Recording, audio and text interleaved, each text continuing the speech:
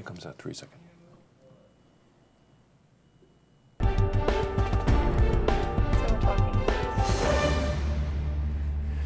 Welcome back, everyone. Well, as you probably know, we're crazy about museums. We're crazy about history in our region. And right south of Saratoga in Ballston Spa is a great museum in an amazing building. It's the Brookside Museum. And joining me today is the Executive Director, Gayle King. Welcome, Gayle. Thank you. Very nice to have you here. Delighted to be here. You can't talk about Brookside without talking about that building.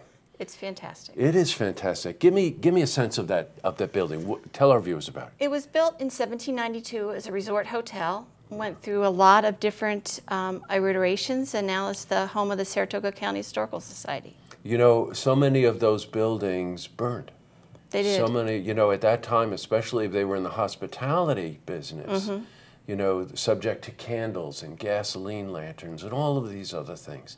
And that thing survived. It did. Now, it did need a lot of renovation, right, when you took it over? It did. It had gone through many changes, and things had been kind of knocked apart. So the Historical Society's worked very hard to try to preserve it and use it as best we can. Got it. Now, Gayle is the Executive Director of the Saratoga County Historical Society, which is housed at the Brookside Museum. Right. So that's the crossover there, right? Yes. All right. Let's talk about the Brookside. I remember way back with Field Horn. Yes. That's going back quite a few years. To the 80s, yes. Yes, it is. Just being absolutely taken with just how cool the museum was.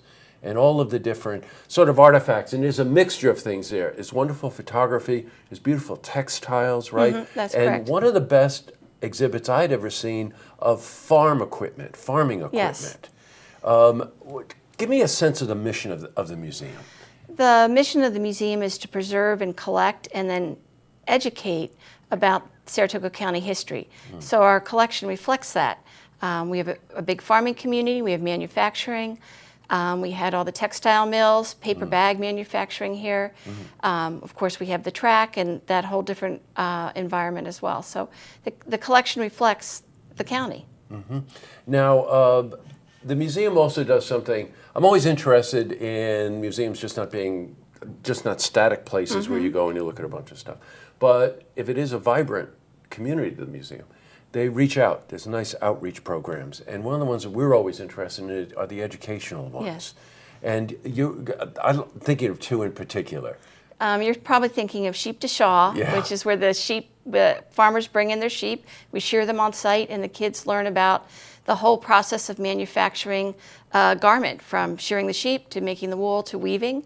And Native New York, where the kids come in and learn about the Iroquois Nation and the way they influenced the area. Yeah, that's exactly what I was thinking. My wife is a weaver, and watched her many, many hours on the loom. And it's very interesting when someone brings a sheep in and they shear them, and then they go through the process of weaving that into a fiber that needs to be dyed then. A couple of processes there, even a waxing process, I know, that enables a weaver then to turn it into a shawl or a scarf or a dress or a wall hanging, any number of things. And also, you know, we think a lot about our history here, affiliated with the racetrack and whatever. You got to go back further. You have to go back to Native Americans. And that outreach program is particularly interesting because there's a real sense of connection to the land. Yes, there is. Right? There really is. And what happens on that Native American Day? Well, the children participate in a variety of stations. They learn about our Three Sisters Garden, which is corn, squash, and beans, and which is the core food group for the Native Americans. They learn and play some Native American games like lacrosse and field hockey. And then they listen to an Iroquois storyteller too. Ah, that's wonderful. Yeah. You know, that tradition of storytelling, of which the Celts were great. Yeah. You know, that's a wonderful tradition. Passed down the oral history. Yeah. Right, exactly. All right, so we've got something you can do to help raise funds for Brookside. This weekend on Saturday, they're doing the Jailhouse Rock 5K. Yep. Do you go to jail during this race? Or Well, what almost. You here? run to the jail from the fairgrounds, but you don't stay. You turn around, you come back, you run down the hill.